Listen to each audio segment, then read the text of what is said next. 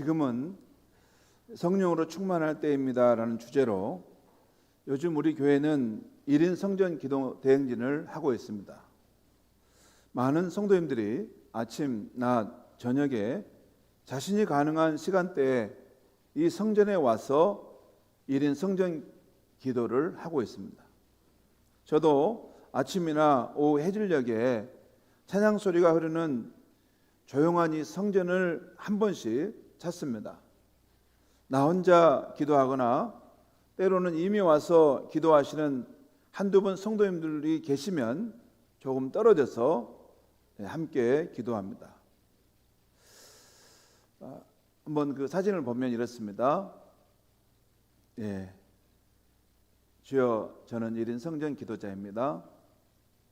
이거 우리 성전 기도하는 저곳은 우리가 성전에 와서 기도하고 갈 때 자기 흔적을 남기고 하는 이런 스티커입니다.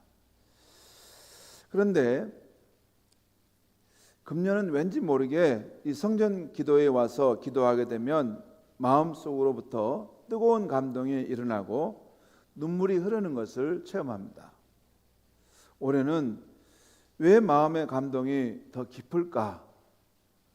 기도를 마치고 나가면서 그런 생각을 한 번씩 하고 갑니다. 예수님께서는 모든 인생들을 향해 하나님 나라가 가까이 왔으니 회개하라, 복음을 믿으라 선포하셨습니다. 우리가 이 말씀을 받아들여 회개하고 복음이신 예수님을 믿게 되면 우리는 하나님과 올바른 관계를 회복하게 됩니다. 곧 하나님은 창조자시요 우리는 그의 피조물인 관계이고, 또 하나님은 천지의 대주인이시고 우리는 그의 청지기인 관계입니다. 그리고 하나님은 아버지시요 우리는 그분의 자녀라는 관계입니다. 특별히 이 세 번째 관계에 대해서는 요한복음 1장 12절에서 약속하고 있습니다. 요한복음 1장 12절에 영접하는 자, 곧 그 이름 예수의 이름을 믿는 자들에게는 하나님의 자녀가 되는 권세를 주셨으니, 이 말씀대로 우리가 예수를 믿고 영접하게 되면 하나님의 자녀가 되는 특권을 받게 됩니다. 신약 성경을 보면 예수님은 믿는 우리들에게 창조주 하나님을 아버지라 부르도록 하셨습니다. 제가 지난주에 신약 성경에 나오는 아버지라는 표현을 나오는 모든 문맥을 한번 찾아보았습니다. 거기서 보면 예수님께서 아버지라는 말을 쓰실 때는 보통 다음 두 경우에 한해서 사용하고 있었습니다. 먼저 예수님 자신을 위해서 내 아버지라는 말씀을 사용하셨습니다. 그렇죠. 내 아버지께서 일하시니 나도 일한다. 예수님이 하나님의 아들이시기 때문에 내 아버지라는 표현을 여기저기서 하는 걸 보았습니다. 그리고 또 하나는 예수를 믿는 우리들을 위해서 너희의 아버지라는 하는 말씀이 사용되고 있었습니다. 특별히 마태복음 5장에서 7장까지에서 또 우리 요한복음 20장에서 예수를 믿는 우리에게 하나님은 너희 아버지라고 부르도록 하신 것입니다. 마태복음 6장 32절에 보면 예수님의 말씀입니다. 너희 하늘 아버지께서 이 모든 것이 너에게 있어야 할 줄을 아시느니라. 예수를 믿는 사람들 향해서 너희 하늘 아버지께서 이 모든 것이 너에게 있어야 할 줄을 안다. 또한 마태복음 7장 11절에 하늘에 계신 너희 아버지께서 구하는 자에게 좋은 곳으로 주시지 않겠느냐. 이 이외에도 예수를 믿는 우리들을 향해서 너희에게는 하늘에 너희 아버지가 계시다 하는 것을 계속해서 일깨워 주셨습니다. 또한 요한복음 20장 17절에 보면 거기 보면 부활하신 예수님께서 하늘로 이제 승천하시고자 하는 상황 속에 있는데 막달라 마리아가 예수를 만지려고 할 때 예수님께서 이렇게 말씀하십니다. 나를 만지지 말라. 그러면서 예수께서 이르시되 너는 너 형제들에게 가서 이르되 내가 내 아버지 곧 너희 아버지 내 하나님 곧 너희 하나님께로 올라간다 하라 하시니. 요한복음에서 이 말씀은 아주 중요한 말씀입니다.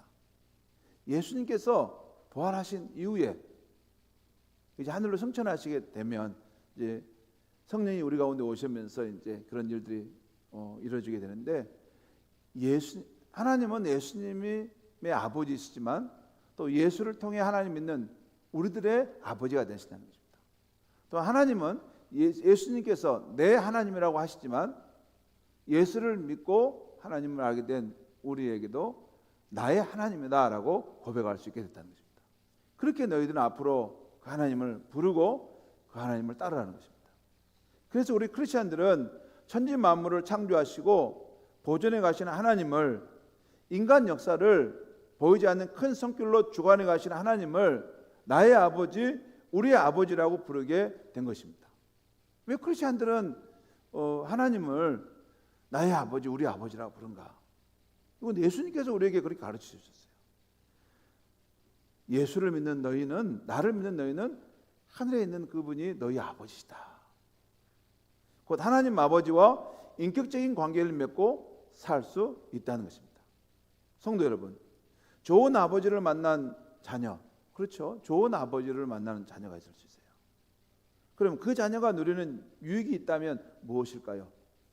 참 부유하시고 또 인자하신, 정말 덕망 있는 좋은 아버지를 만났다면 그 유익이 무엇일까요? 잘 먹고 잘 입는 것입니까? 물론 그렇지 있죠. 또 교육을 잘 받은 것입니까?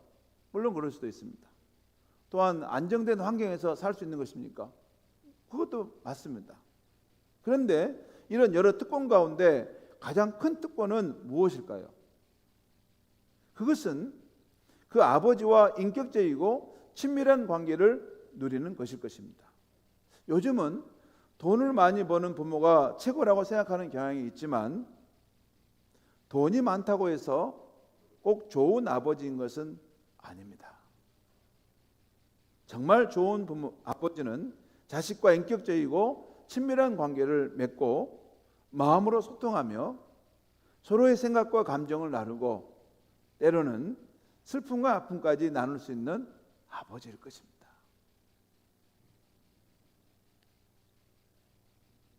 우리에게는 그와 같은 좋으신 하나님이 계십니다. 그래서 우리는 그 유익함을 얻고 살아갑니다. 그 첫 번째 유익은 하나님 아버지와 인격적이고 친밀한 관계를 누리는 것입니다. 그리스도인들에게 하늘의 하나님은 우리가 경외해야 할 분이시지만 동시에 좋은 아버지로서 우리가 인격적이고 친밀하게 만나고 사귈 분이시라는 것입니다. 사귀다는 말은 서로 얼굴을 마주하고 서로 가까이 지내는 사람, 이걸 사귀다는 의미입니다. 하나님은 그런 분이라는 것이죠. 그리고 하나님과 그런 관계 속에 있을 때 우리에게는 자녀됨의 특권이 있습니다. 그래서 이것은 바로 우리의 삶이 어려울 때 도움을 그 아버지께 요청할 수 있다는 것입니다. 이것이 우리에게 하나님 아버지가 계시는 두 번째 유익함입니다. 첫 번째는 인격적이고 친밀한 그 아버지와의 그 관계 속에서 살아간다는 것이고, 두 번째는 우리의 삶에 어려움이 있을 때 긴급하게 도움을 요청할 수 있는 그런 분이시라는 것입니다. 여러분도 그러시겠지만 새 아이를 키우는 아버지로서 저의 기쁨이 있습니다. 그것은 자녀들이 필요한 것이 있으면 아버지인 제게 도움을 요청하거나 용돈을 달라고 하는 것입니다. 자기 힘으로 안 돼서 제게 필요를 구하고 도움을 요청할 때 저는 아버지로서 자부심을 느끼게 됩니다. 내가 이 아이의 아버지구나. 얘가 나를 아버지로 인정하는구나.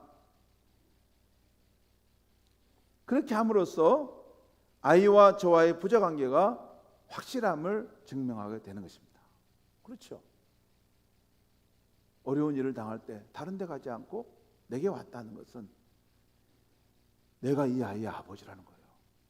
남은 안 도와줄 수 있지만 우리 아버지는 도와줄 수 있다고 생각하기 때문에 나를 신뢰하고 찾아온 것이죠. 그런데 반대로 너무 예의를 갖춰 구하거나 또는 구하는 것에 대해서 너무 미안해하면, 예를 들어 아바마마 아래옵기 항성하오나 불초소생이 근본에 생계가 조금 어렵습니다. 이렇게 말하면 아니 얘가 왜 이래? 얘가 내 맞아? 아마 그런 느낌이 들 것입니다. 아버지와 자녀의 관계는 그런 관계가 아닙니다. 친밀한 관계죠. 그렇게 아버지는 자녀에게 가장 친밀한 분이고 인생이 어려울 때 가장 거리낌이 없이 가장 강력하게 도움을 구할 수 있는 분입니다. 이것이 자녀됨의 특권이죠. 이런 면에서 보면 우리 성도에게 하나님 아버지도 마찬가지입니다. 하나님은 그의 자녀인 우리를 위해서 좋은 것을 주시기를 기뻐하십니다. 그래서 오늘 누가복음 11장 말씀에서 예수님은 우리를 향해 너희 하늘 아버지께 구하라, 찾으라, 문을 두드리라, 그러면 주실 것이라고 말씀하고 계십니다. 그리고 악한 사람이라도 자식에게 좋은 것을 줄 줄 알거든 하물며 너희 하늘 아버지께서 구하는 자에게 성령을 주시지 않겠느냐라고 말씀하고 계신 것입니다. 여러분, 이 누가복음 11장 이 말씀과 동일한 말씀이 마태복음 7장에도 나오는데요. 거기서는 이렇게 표현합니다. 너희 하늘 아버지께서 구하는 자에게 좋은 것을 주시지 않겠느냐. 여기서는 성령을 주시지 않겠느냐. 거기서는 좋은 것을 주시지 않겠느냐라고 말씀했어요. 이 두 말씀은 크게 보면 같은 뜻입니다. 저번에 말씀드렸지요. 우리가 성령으로 충만하게 되면 많은 좋은 일들이 일어나게 된다는 것입니다. 우리가 성령의 충만을 받게 되면 우리에게 없던 담대함과 능력이 생깁니다. 평안함과 기쁨이 생깁니다. 하나님이 은혜로 주신 것들을 알게 됩니다. 우리 안에서 새로운 소원이 생깁니다. 세상 사람들이 갖지 못한 놀라운 지혜가 우리 안에 떠오릅니다. 그리고 험한 세상을 이길 수 있는 담대함이 우리 안에 생깁니다. 뿐만 아니라 늘 죄의 힘 앞에서 넘어지고 실패하는 나를 다스리는 능력이 내 안에 생깁니다. 여러분, 우리 마음에는 참 하나님의 자녀답게 멋지게 살고 싶고 참 매력적인 삶을 살고 싶고 예수님처럼 그런 향기 있는 삶을 살고 싶은데 죄의 본성이 있어서 안 되지 않습니까? 그런데 주의 성령께서 우리 안에 충만히 임하시면 내 자신을 이기고 매력적인 인생을 살아갈 수 있습니다. 그래서 성령의 충만함을 받으라고 말하는 거예요. 지난주에 말씀드렸던 것처럼 성령은 인격자이신 분이신데 삼위일체 하나님 중에 한 분이신데 기체적인 요소를 가지신 분이에요. 바람, 공기, 생기처럼 우리가 숨을 쉴 때 우리 삶에 오실 수 있는 분이세요. 우리 안에 가장 깊은 곳까지 침투하시는 분이 성령이세요. 여러분, 이 광활한 우주를 만드신 하나님이신데, 끝없는 우주를 만드는 하나님이신데, 하나님이 하나님 되신 것은 가장 우리 깊고 내밀한 곳까지 침투해 들어오실 수 있다는 것이 하나님이신 것입니다. 하나님의 존재를 우리가 피할 수 있는 곳은 없어요. 성령은 우리 내면 가장 깊은 곳까지 무의식의 공간까지 들어오셔서 우리의 울고 있는 영혼을, 우리의 주저앉아 있는 영혼을, 상처 입은 영혼을 치료하시고 회복하실 수 있는 분이신 것입니다. 그래서 구하는 자에게 성령을 주시지 않겠느냐라고 하는 말씀은 우리 삶에 다 좋은 일이 일어나게 된다는 것입니다. 오늘 히브리서 11장 6절 말씀은 성경적 믿음의 정의가 무엇인가를 말씀해 주고 있어요. 히브리서 11장 6절 말씀을 우리 한번 같이 읽겠습니다. 시작. 믿음이 없이는 하나님을 기쁘시게 하지 못하나니 하나님께 나아가는 자는 반드시 그가 계신 것과 또한 그가 자기를 찾는 자들에게 상 주시는 이심을 믿어야 할지니라. 믿음이 없이는 하나님을 기쁘시게 할 수 없다. 하나님께 나아가는 자는 반드시 그가 계신 것과 그가 자기를 찾는 자들에게 상 주시는 이심을 믿어야 한다. 성도 여러분, 이 말씀에는 이런 뜻이 있어요. 하나님을 기쁘시게 하기 위해서는 우리에게 믿음이 있어야 한다는 것입니다. 그러면 우리에게 어떤 믿음이 있어야 한다는 말씀인가? 다음 두 가지 믿음입니다.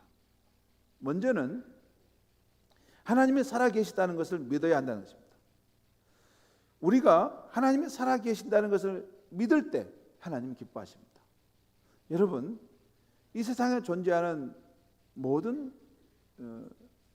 생물과 대상은 아무리 하찮은 것이라도 자신의 존재를 인정해주면 기뻐하죠. 여러분, 내가 엄연히 살아있는데 사람들이 나의 존재를 인정치 않고 무시한다면 여러분 마음이 상하겠죠. 하물며 이 모든 우주를 창조하시고 우리의 생명을 지으시고 다스리시는 그 하나님이 계시는데 그 하나님을 인정치 않고 사는 것, 그게 얼마나 하나님 마음을 이게 안타깝게 하겠습니까? 그리고 그 하나님이 살아계시다는 것을 나는 믿어. 내 인생은 그 하나님을 기뻐하고 하나님과 함께 그분을 섬기며 사는 것이야. 이런 마음을 가진 사람을 보실 때 하나님은 기쁘시다는 거예요. 성도 여러분, 여러분은 하나님이 살아계시다는 것을 믿습니까? 성경은 하나님은 살아계신 분임을 증언합니다. 창세기 1장 1절에 태초에 하나님이 천지를 창조하시니라. 하나님이 이 모든 만물을 창조하셨다는 거죠. 사도행전 17장 24절에 우주와 그 가운데 있는 만물을 지으신 하나님께서는 천지의 주제이시니 주인이시다라는 말씀합니다. 그 외에도 여러분 성경을 읽어보면 우리가 사랑하는 이 자연과 만물 속에, 이 역사 속에 하나님이 계시다는 것을 나타내는 증거들이 너무나 많이 나옵니다. 우리가 마음만 열고 보면 자연과 역사를 볼 때 그것들은 하나님이 살아계시는 분임을 증거하고 있다는 것입니다. 이 자연 만물과 이 인류 인간의 역사의 흐름을 보면 이 과학적으로 증명하는 건 아니지만 하나님이 살아계시겠다 하는 것을 증거하고 있다는 거예요. 여러분, 지구가 자전과 공전을 하면서 낮과 밤이 있고 추나추동 이 사계절이 옵니다. 이게 여러분 10년, 100년 된 것이 아니라 매번 이게 수도 없는 오랜 세월 동안 이것이 태양을 돌면서 이것이 변치 않게 이렇게 되고 있어요. 그리고 이 달과 지구의 관계도 이게 너무 멀어지면 안 되는데 적절한 유지를 하고 지금 있어요. 여러분, 지구가 23.5도 기울어져 있다는 거 아시죠? 이게 이거 기울어졌어? 이거 반드시 세워야 되겠다. 그래서 반드시 세워놓으면 큰일입니다. 이렇게 반드시 세워놓으면 큰일입니다. 왜냐하면 지구가 다 얼어버리거나 불타버립니다. 여기 23.5도를 딱 기울어놔야지 낮과 밤이 오고 우리가 지금 누리는 이렇게 쾌적한 가을이 오고 봄, 여름, 가을, 겨울이 있는 것입니다. 이 모든 자연 만물의 질서정연한 거, 이것은 하나님이 살아계시다는 증거입니다. 자, 또 오늘 이 하나님 살아계시다는 걸 믿어야 한다는 것이요. 또 하나는 하나님은 자기를 찾는 자들에게 상 주시는 분임을 믿어야 한다는 것입니다. 하나님은 자기를 찾는 자들에게 상 주시는 분인데 우리가 이 상 주시는 하나님을 믿고 그분께 나아갈 때 하나님은 기뻐하십니다. 성도 여러분, 하나님이 우리 인류에게 주시고자 하시는 가장 큰 상은 무엇일까요? 은혜 중에 은혜는 무엇일까요? 예수 그리스도이십니다. 우리를 위해서 십자가에서 피 흘려 죽으시고 죄 용서를 받아 하나님과의 관계를 회복하게 하셨던 예수 그리스도, 지금도 성령으로 살아계셔서 우리 가운데 오셔 역사하시는 예수 그리스도, 이 세상 종말할 때 우리를 심판대 앞에서 변호해 주실 예수 그리스도, 그분이 가장 우리에게 큰 상이 되는 것입니다. 로마서 8장 32절에 이런 말씀이 있어요. 자기 아들을 아끼지 아니하시고 우리 모든 사람을 위하여 내주신 이가 어찌 그 아들과 함께 모든 것을 우리에게 주시지 아니하겠느냐. 곧 하나님의 가장 큰 선물은 우리에게 독생자이신 예수 그리스도를 주신 일인데요, 이 독생자를 주셨는데 무엇을 아끼겠냐는 것입니다. 독생자를 주셨다면 그 아들과 더불어 다른 어떤 것도 주실 수 있다는 것입니다. 우리는 이 하나님의 말씀을 의심치 않고 믿어야 하는 것입니다. 때로 우리는 내 자신을 볼 때 많은 면에서 부족하고 죄를 짓는 나를 하나님께서 과연 사랑하실까 의심이 들 때가 있습니다. 그때 우리는 하나님이 나를 값비싼 값을 치르시고 사셨다는 것을 기억할 필요가 있습니다. 그러면 내 몸값은 얼마나 될까요? 우리는 가끔 나는 연봉이 3천만 원짜리다, 또 나는 연봉이 5천만 원짜리다 라고 말합니다. 그렇다면 진짜 우리 각자 앞에 붙은 가격표는 얼마일까요? 하나님은 우리를 완전히 자신의 것으로 만들기 위해서 예수 그리스도라는 값을 지불하셨습니다. 그러니까 우리를 이 우주에서 최고의 값으로, 예수 그리스도보다 더 귀한 값이 어디 있습니까? 최고의 값으로 사셨다는 것입니다. 우리의 존재의 가치는 예수 그리스도의 그 값이, 그 자리라는 거예요. 우리를 그렇게 존귀한 존재로 사셨기 때문에 우리를 바라볼 때 눈을 뗄 수 없는 것입니다. 여러분 한번 생각해 보십시오. 여러분이 자신의 전 재산을 두고 최고급 승용차를 샀다면 그 마음이 어떻겠습니까?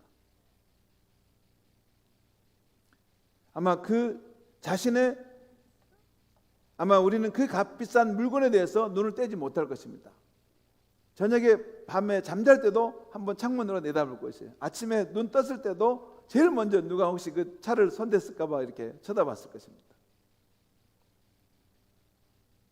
하나님 역시 우리에게서 눈을 떼지 못합니다. 왜? 이 우주에서 가장 값비싼 그 예수 그리스도를 통해서 우리를 지불하고 사셨기 때문입니다. 그래서 우리를 향한 스바냐 3장 17절의 말씀은 정확하게 맞습니다.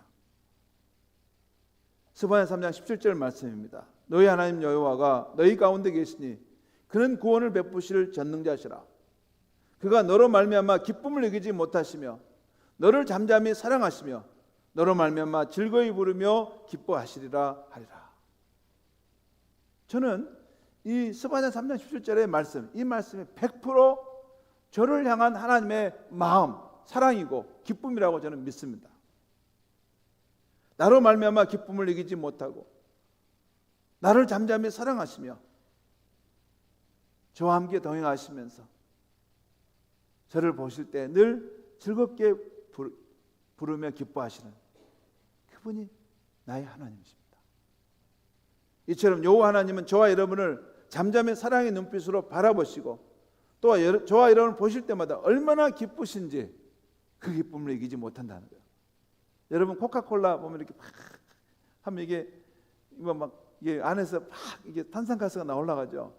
근데 이게 뭐 탁 터면 이게 팍 들어갈 때 팍 잡잖아요. 그럼 막을 수 있습니까? 막을 수가 없죠. 하나님께서 우리를 바라보시는데 그 안에 솟아나는 그 기쁨을 이기지 못한다는 거예요.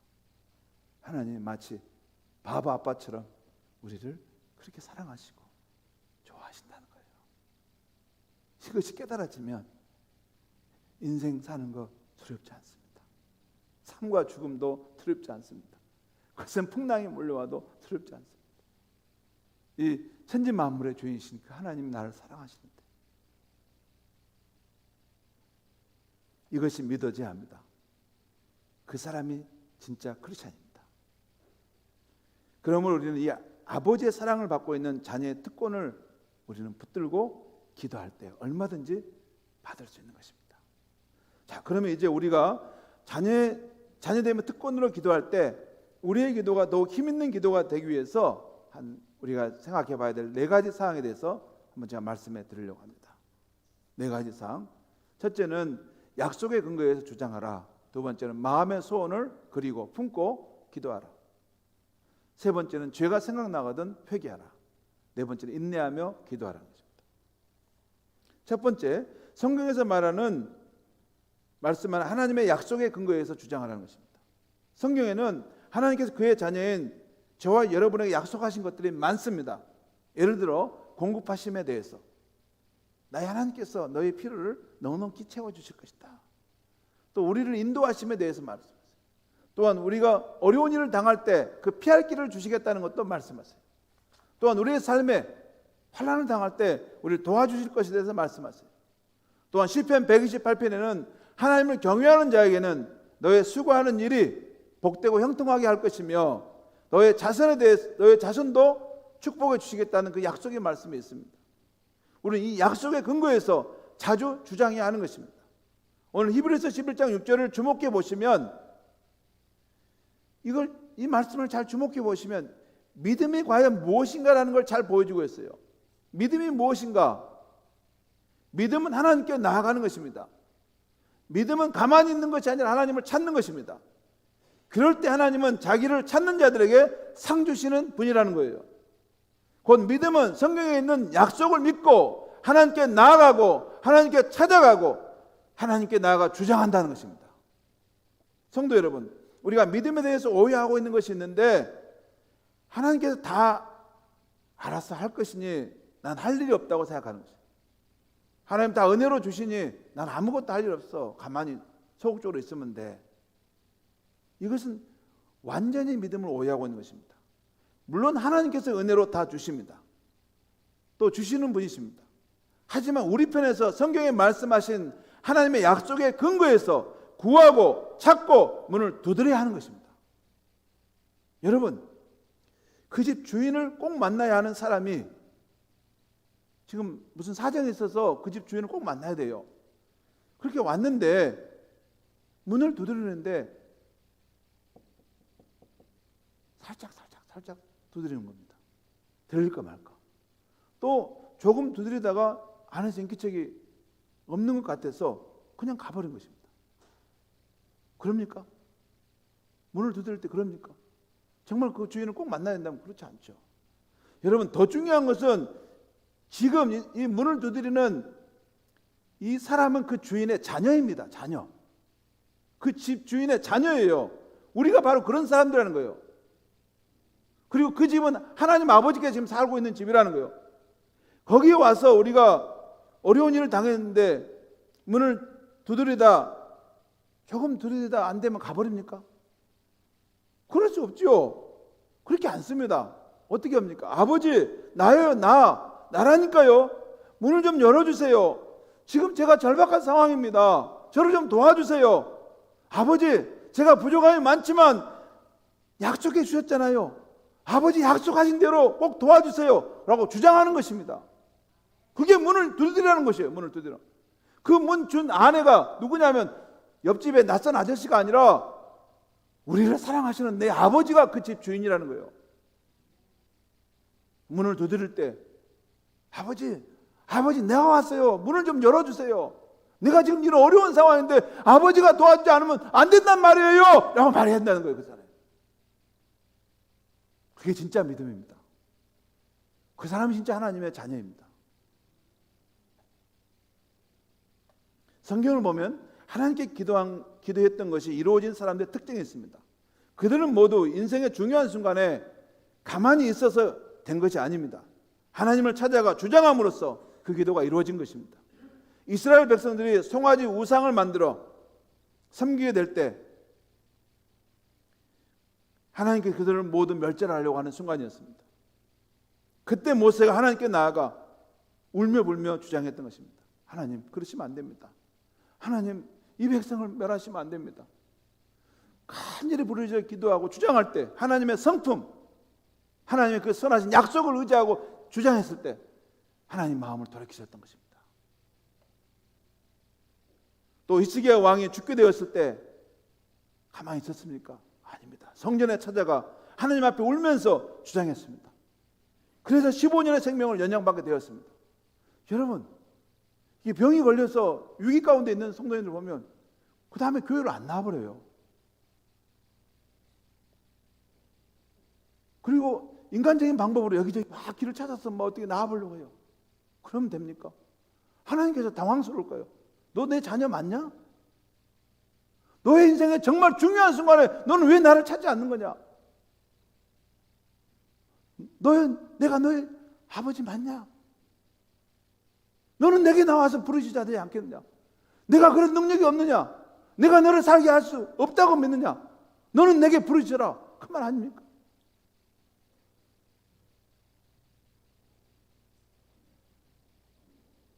가나안 여인은 예수님께 거절을 받았을 때도 물러나지 않고 주님, 개들도 주인의 땅에서 떨어지는 부스러기를 먹지 않습니까? 주님, 나를 버리시면 안 됩니다. 내 딸이 귀신 들려 고통당하는데 나를 도와주셔야 됩니다. 주장했을 때 그 딸이 고침받았던 것입니다.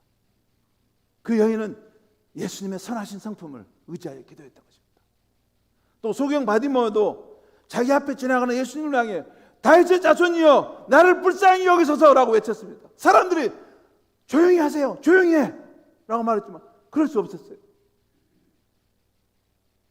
다윗의 자손이시여 나를 불쌍히 여기소서. 예수님은 죄인일지라도 그에게 나오는 자, 참으로 공궁에 처한 영혼이 하나님 주님을 찾을 때 외면치 않는다는 것을 믿고 그는 부르짖어 기도했던 것입니다. 감히 자격이 안 됨에도 불구하고 예수님께 나왔고 그 예수님의 약속하심과 그의 선하신 성품을 따라서 주장했을 때 그의 기도가 응답되었던 것입니다. 성경에서 말씀하시는 그 약속을 근거하여 우리는 주장하는 것입니다. 특별히 우리는 자녀이기 때문에 더 주장할 수 있는 것입니다. 두 번째는 마음의 소원, 마음의 꿈을 그리며 기도하는 것입니다. 여러분, 우리가 하나님께 나와 주장할 때 이때 주의할 것은 내 욕심을 따라 구하지 않아야 합니다. 주님, 내 뜻은 이러하니 주님은 그냥 따라오시기만 하면 됩니다. 하면 안 됩니다. 성도 여러분, 한번 생각해 보십시다. 우리 나름대로 인생의 계획과 뜻이 있겠죠. 여러분 다 있죠. 그런데 말입니다. 우리만 있을까요? 우리 하나님에게도 다 계획이 있지 않을까요? 하나님의 계획은 우리보다 더 낮은 차원이고 부족할까요? 아닙니다. 더 놀랍고 더 기이한 방법으로, 우리가 생각지도 못한 방법으로 우리의 인생을 새롭게 역전시킬 수 있는 분이 하나님이십니다. 믿음의 사람은 어떤 사람인지 아십니까? 인생을 살면서 하나님의 그런 계획이 다 있으셨구나 하는 것을 자주 고백하는 사람입니다. 고린도전서 2장 9절과 10절 말씀입니다. 하나님이 자기를 사랑하는 자들을 위하여 예비하신 모든 것은 눈으로 보지 못하고 귀로 듣지 못하고 사람의 마음으로 생각하지도 못하였다 함과 같으니라. 오직 하나님의 성령으로 이것을 우리에게 보이셨나니, 하나님이 사랑하는 우리를 위해서 예비하신 계획이 있다는 거예요. 뜻이 있다는 거예요. 근데 우리가 잘 그걸 보지 못한다는 거예요. 하지만 길이 하나 있다는 거예요. 성령이 우리 가운데 오시면 성령을 통해서 하나님 이런 생각을 하고 계셨구나 하는 걸 알 수 있다는 것입니다. 또한 예레미야 33장 2절 3절에 보면 이런 말씀이 있어요. 이를 만들며 성취하는 여호와, 그의 이름을 여호와라 하는 이가 이와 같이 이르시도다.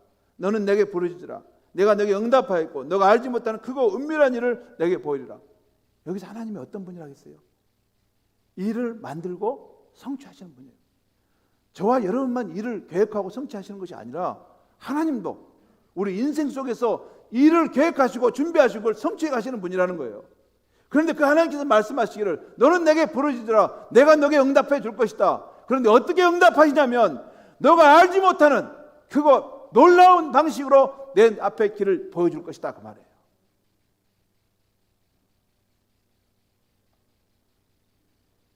이렇게 우리는 하나님이 기뻐할 만한 마음의 소원, 목표를 정하고 기도해야 하는 것입니다. 그래야 힘 있는 기도가 되는 것입니다. 그런데 여러분, 아니 목사님, 저는 하나님이 제게 바라시는 소원이, 꿈이 무엇인지를 잘 모르겠는데요. 아니 또 없는데요. 그런 성도님이 계시다면 우선 하나님 앞에 나와 기도하는 것입니다.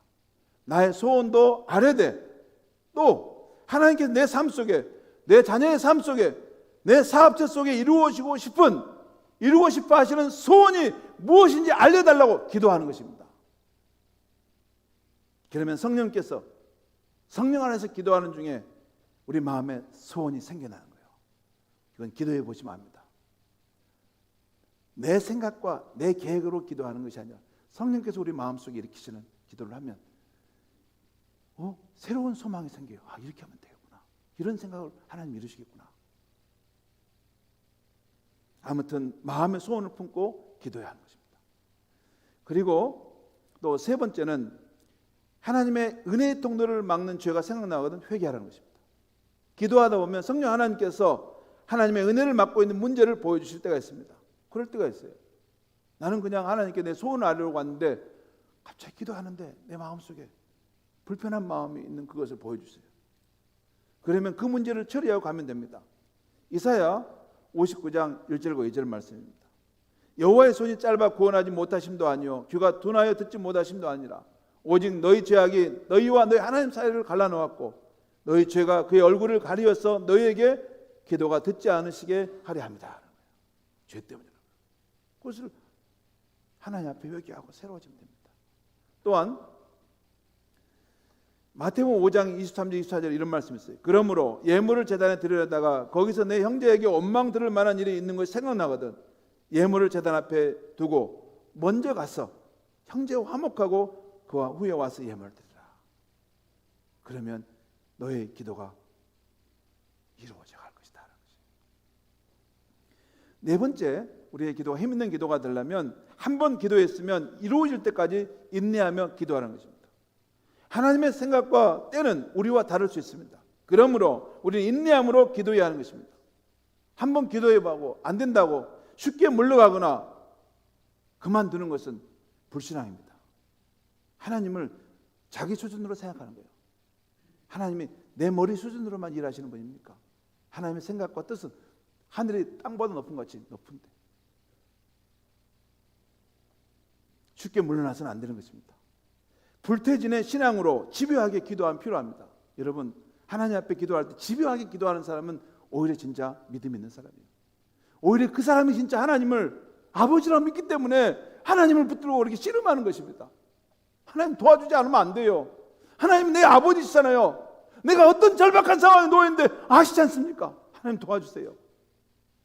쉽게 물러날 수 없는 것입니다. 마치 자신과 무슨 아주 긴밀하게 연결된 어떤 대상을 향해서 구하는 것처럼. 그렇죠. 하나님 그 아버지신데.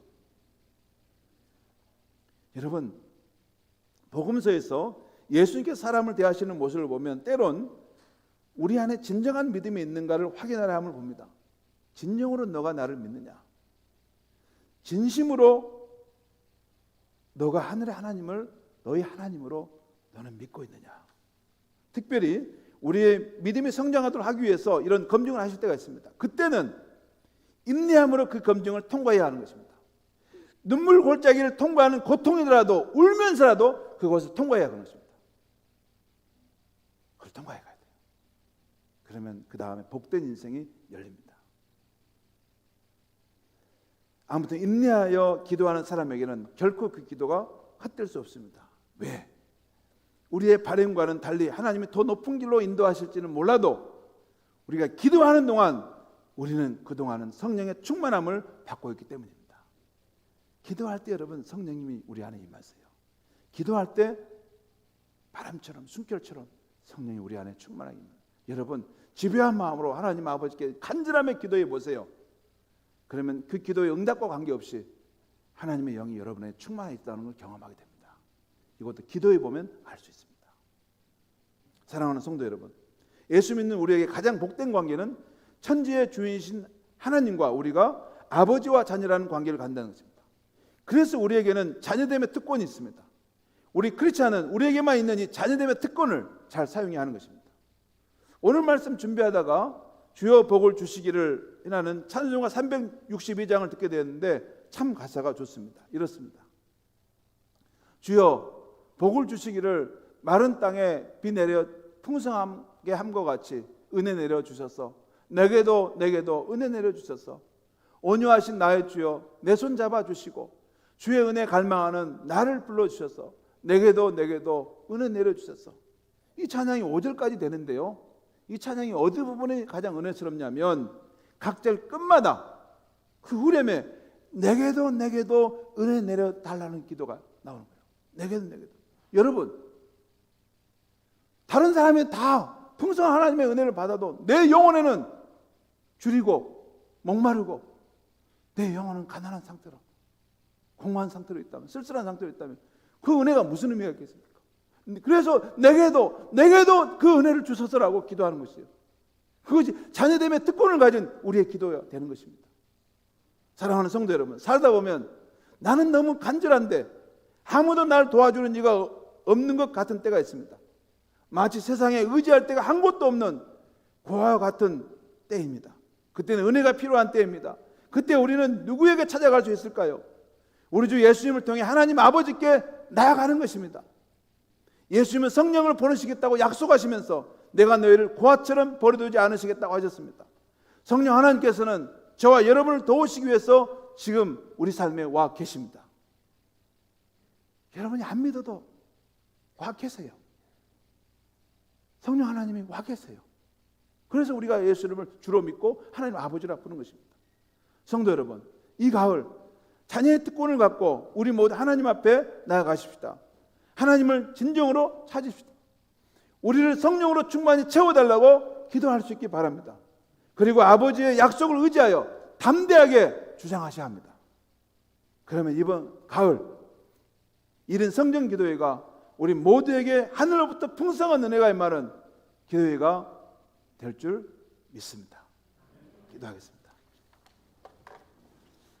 하나님 아버지, 오늘 이 복된 아침에 하나님의 자녀됨의 특권으로 기도하라 하시니 감사합니다. 하나님께 나아가는 자, 하나님께 찾는 자를 하나님이 기뻐하신다고 하셨습니다. 하나님의 선하신 성품과 또 하나님의 약속을 의지하여 주장할 수도 있지만 우리는 사랑받는 하나님의 자녀이기 때문에 아버지, 내 인생에 문제가 이것이 있습니다.